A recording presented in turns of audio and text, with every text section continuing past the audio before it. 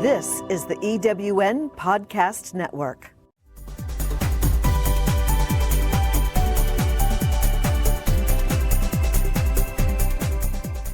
Welcome to Prime Spark, the podcast that brings you conversations that inspire, celebrate, and empower women over 55.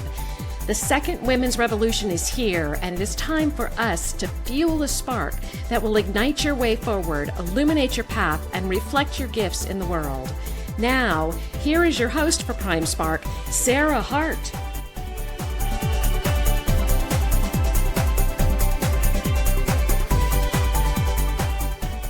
Hi, I'm Sarah Hart. Welcome to Prime Spark. I'm so happy you're here with us. Prime Spark is designed for women over 55, with a goal to help us live our happiest, most productive and fulfilling lives now and in the future. The mission of Prime Spark is to change the way our society sees and treats older women. That's a big mission, which only means we all need to be involved and we need to get going now. And today I have the great pleasure of speaking with Amy Collette, a woman whose work I greatly admire. Amy Collette believes in a world where we leave our stress and worry behind and consciously choose gratitude and positivity. She embodies this belief as an author, speaker, and author coach. Amy supports thought leaders to foster deep human connection and lasting impact by sharing their transformational stories. Through Amy's Unleash Your Inner Author coaching system, they take their powerful messages to the world in a bigger way as successful first-time authors. Connect with her at unleashyourinnerauthor.com. Welcome, Amy. I'm so happy you're here.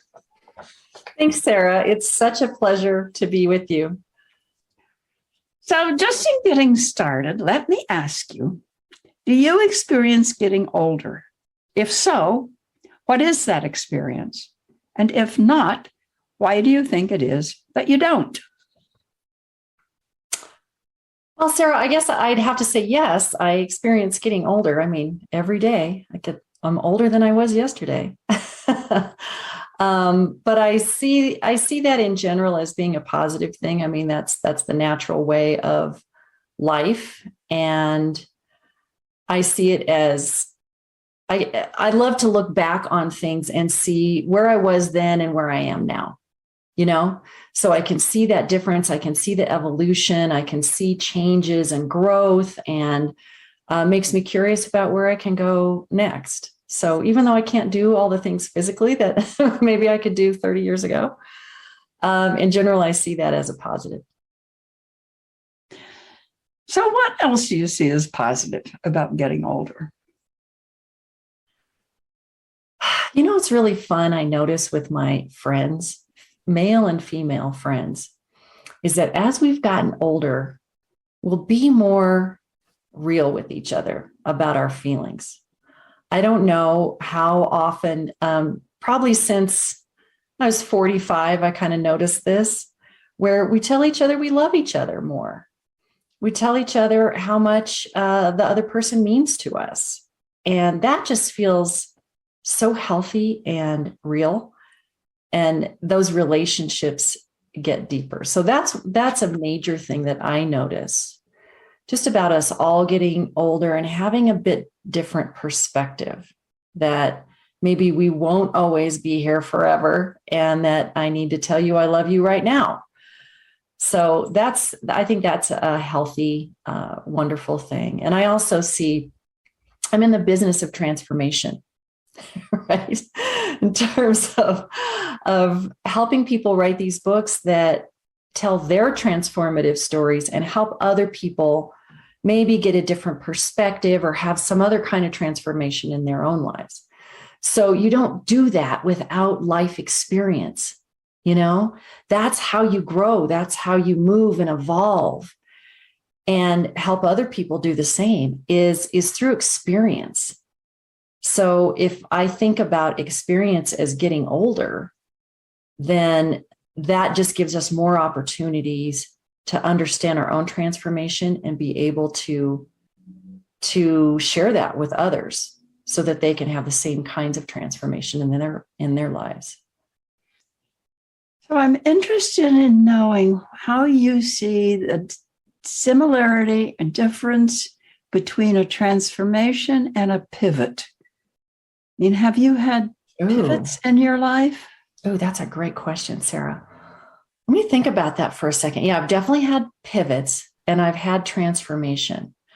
And I think for me, I think transformation often leads to pivots and maybe vice versa, you know?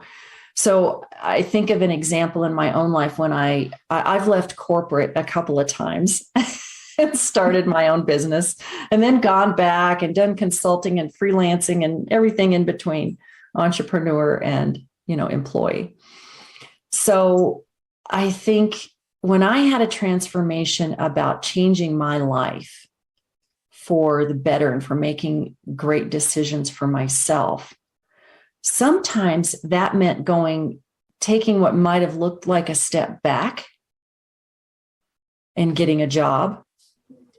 Or it meant leaving a job and starting my own business, but for instance, my transformation from being a stressed out, just depressed kind of stress puppy to finding my gratitude practice and writing a book about gratitude, that was a huge transformation. And that took, the start of it was very quick, but the whole transformation was a long-term affair, right? It was a journey.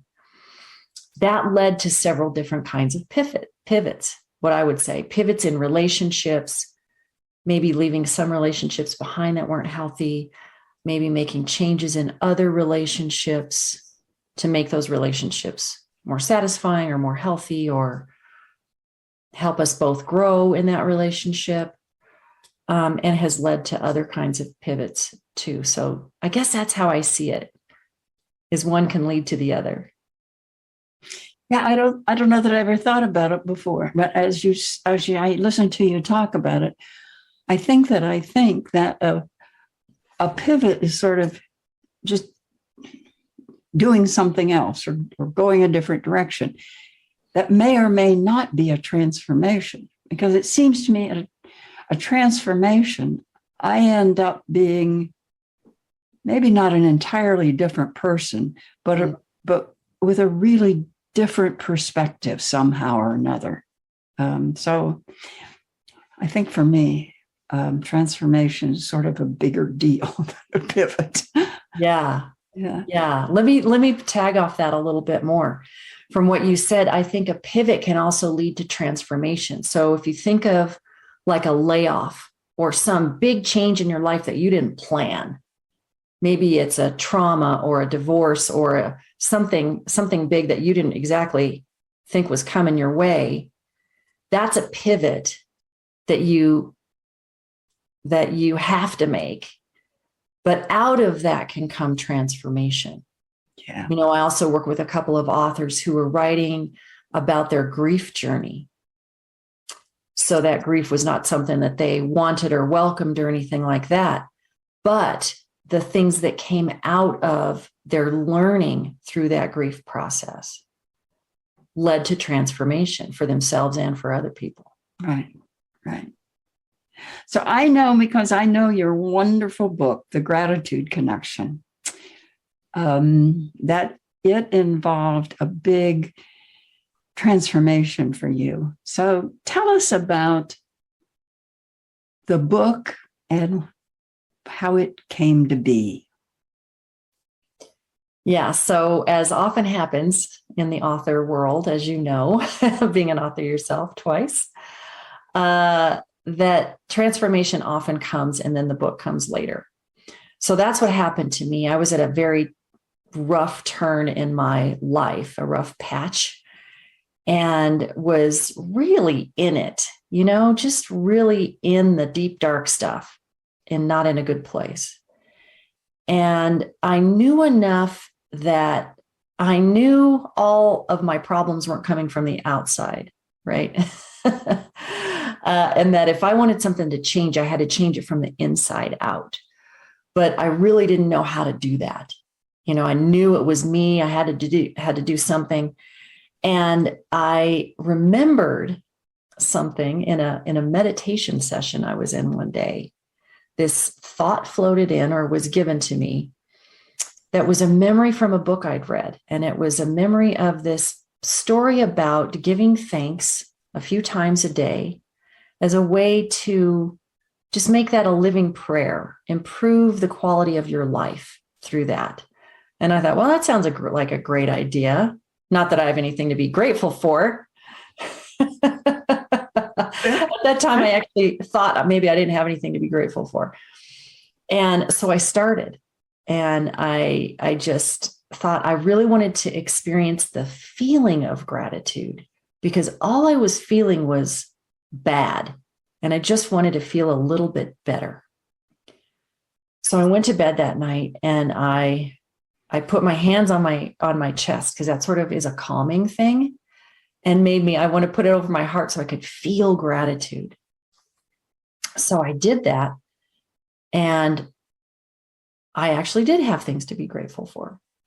So I started feeling that, feeling like how awesome it is to have a house and a roof over my head and a wonderful dog I got to walk every day, and, my husband and friends and all this wonderful stuff. And I thought, wow, that's pretty amazing. And so I went to sleep that night, and I slept better than I had in probably months. I actually slept through the night. So that was pretty cool. And I just kept it up, and I kept it up, and it made a huge difference. Within a week, the things that had been so bad in my life that I thought were everything, turned around. But the real gift was that I saw through gratitude that I was missing out on the rest of my life. There was a slice of the pie of my life that was missing, and that's all I was focusing on. But gratitude gave me that bigger perspective where I could say, oh, I guess everything doesn't completely suck. And I have things that I can be happy about. So that was huge. And out of that came many other small practices that improved my life, that helped give me a different perspective of positivity and working on stress. A lot of it is about stress, because so many of us walk around with these huge burdens of stress that we really don't need to carry around. So I learned, and I started writing about it, and I thought, oh, this is going to turn into something someday. And eventually I realized that the connecting piece all throughout what I was writing was gratitude, and how that brought me joy, peace, happiness, better relationships, and really a quality of life I hadn't even known was possible. Wow, what a gift to make available to other people then. That's wonderful. So you wrote that book, and since then you have helped, I don't know how many people write their books. So describe for us what your Unleash Your Inner Author system is like. Well, you know it well, since you've been through it a couple of times, but for all your wonderful listeners, Unleash Your Inner Author is really meant for people who have a powerful message to deliver and to share with the world, like your books, like my book, The Gratitude Connection. Other thought leaders and speakers are mostly who I work with. But these people are not necessarily writers. They're first-time authors. They've never been through the experience before.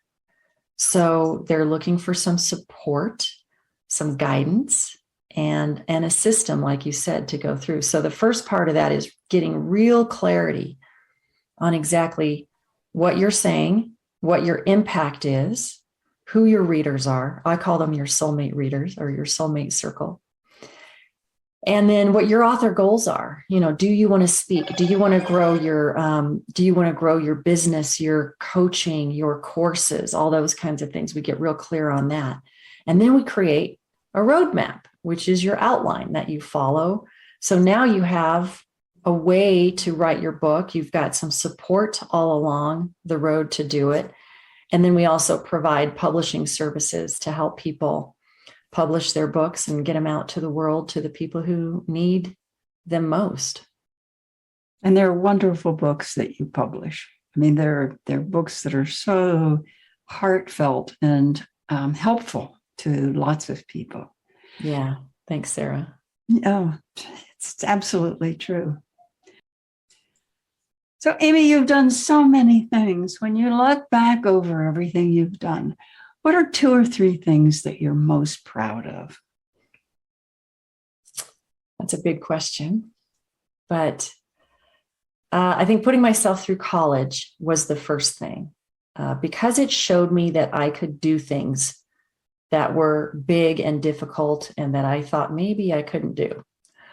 So that set the tone for a lot of other things. And probably writing my book, I always thought I might write a book. And I thought when I was a kid, it might be the great American novel. I don't think I knew about nonfiction back then. But writing my book was a big accomplishment because I felt like not writing it and keeping all that good stuff to myself was somehow selfish. You know, like I had something I really could offer to people that I knew made a powerful difference in my life and with other people, that I wanted to put it out there and make it available. And then that whole experience led to what I'm doing now, which is Unleash Your Inner Author and helping other people bring their amazing transformations to the world. Is that your experience with working with many of your authors, that they too have something that they realize is important for the world to hear?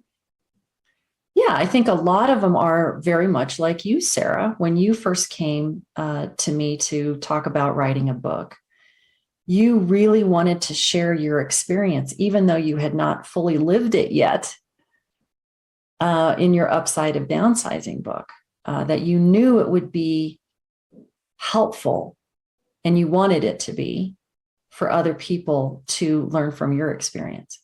And so that really is a theme, I think, of everyone that I work with, is they have a powerful system or message or story or process that they want to share with the sole purpose of helping other people. Right. That's wonderful. Yeah. So, Amy, what's next? What have you not yet realized in your life that you really hope that you can do? Yeah, I wonder what's next too sometimes, Sarah. But the next immediate thing is creating my second book, which is, the tentative title is Unleash Your Impact, Breaking the Barriers Between You and Your Book. So where that comes from is every single author I work with shares some of the same fears, or what I call barriers, about writing their book. You know, they come up against imposter syndrome, even if they're, you know, the most well-known expert in the world in their field, they still face that, oh, who am I? What do I have to say? Or some aspect of that. And there are a lot of different ways those things show up. And so I've really dug into those in the past few years since I've been doing this program. And so I feel like that's something that I can share with the world and help other aspiring authors who are shaking in their boots, wondering how they're going to get started on their books, and wondering what the next step is. This is their next step. Do you work with many older women who are writing books? Do you have much experience with helping older women get their books done? I do. I seem to have a demographic of folks my age or older, so 55 and up, and quite a bit younger, like in the 30, 35-year-old range.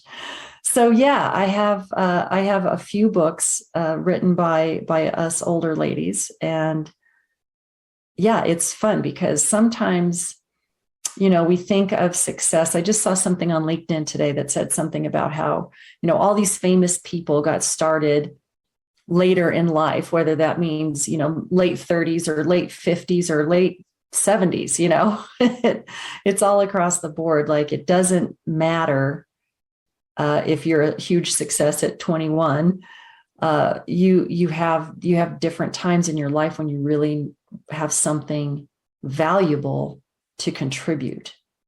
And so that's my experience is that these women felt like I did, where they had something very valuable to offer and so wanted to share it.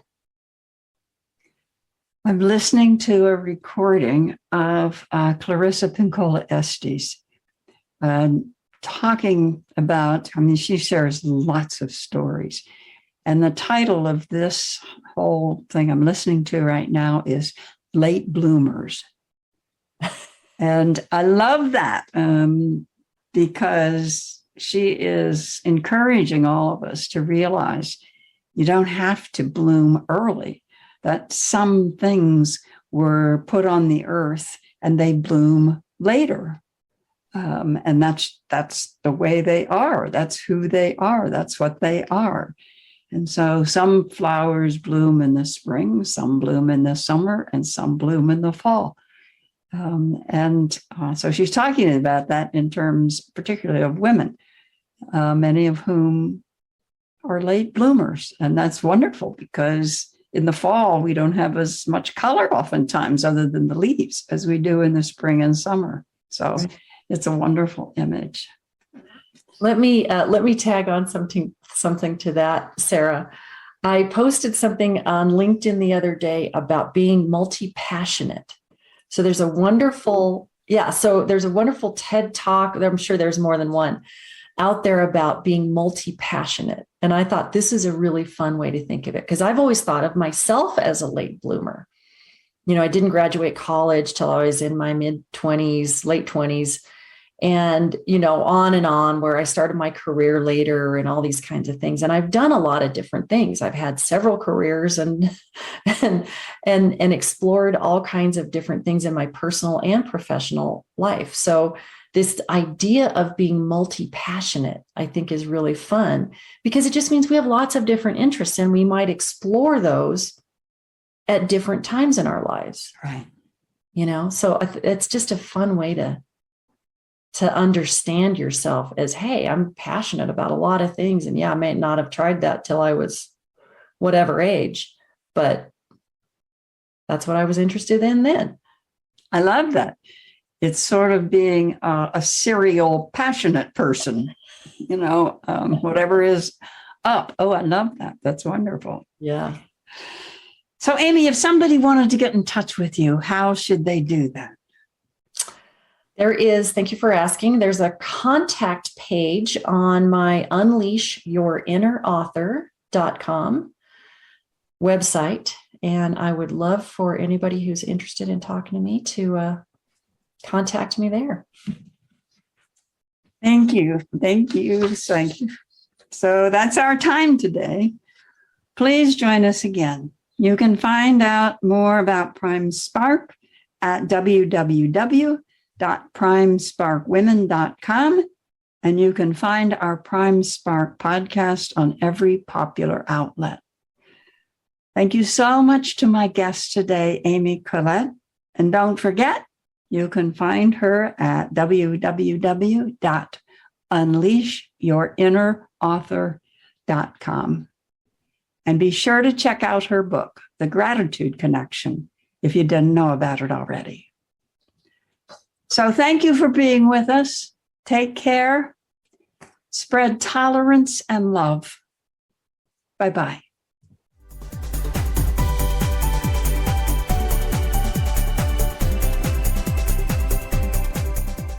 Thank you for joining us on Prime Spark. With each episode, Sarah Hart brings you conversations that inspire, celebrate, and empower women over 55. If you would like to listen to or download other episodes about remarkable, experienced women, go to ewnpodcastnetwork.com. This podcast is also available at Spotify, Apple Podcast, and most other major podcast sites. The second women's revolution is here, and we hope that you use the insights you've gained here to fuel the spark that will ignite your way forward, illuminate your path, and reflect your gifts in the world.